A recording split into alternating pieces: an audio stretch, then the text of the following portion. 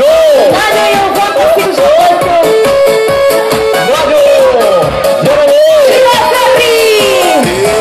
És ma végre bulizunk, hajnalig mulatunk, hozzatom a piát, inkább csak érezd, hogy jó kedved van. Játsza a zenekar, a kedvenc dalodat, mindenki jól mulat, Figyelem, lehet készíteni a kezekkel. itt nincs szabályban.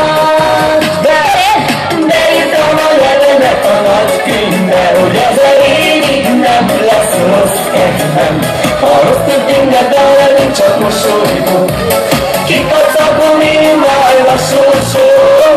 Beírtam a nevemet a nagy könyvbe, hogy ezer évig nem lesz rossz kedvem. Ha rossz történne velem, csak mosolygok. Kikacagom én majd a sorsom.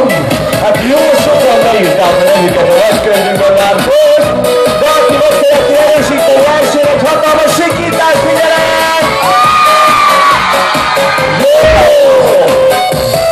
És ma végre bulizunk, vízet már nem iszunk, hozzatom a pirát, irány csak érezd, hogy jó kedved van. Nem megyünk haza már, jövünk a vacsorán, reggelig bulizunk. És kellemetek ezek hatással, zserelek! Itt nincs szabály. Beírtam a nevemet a nagy könyvbe, hogy ezer évig nem lesz rossz kedvem. Ha rossz történne velem, én csak mosolygok. Kikacagom én majd a sorsom. Beírtam a nevemet a nagy könyvbe, hogy ezer évig nem lesz rossz kedvem. Ha rossz történne velem, én csak mosolygok. Kikacagom én majd a sorsom.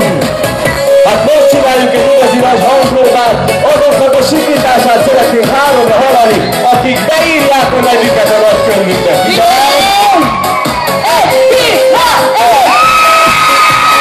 Beírtam a nevemet a nagy könyvbe, hogy ezer évig nem lesz rossz kedvem. Ha rossz történne velem, én csak mosolygok. Kikacagom én majd a sorsom. Beírtam a nevemet a nagy könyvbe, hogy ezer évig nem lesz rossz kedvem.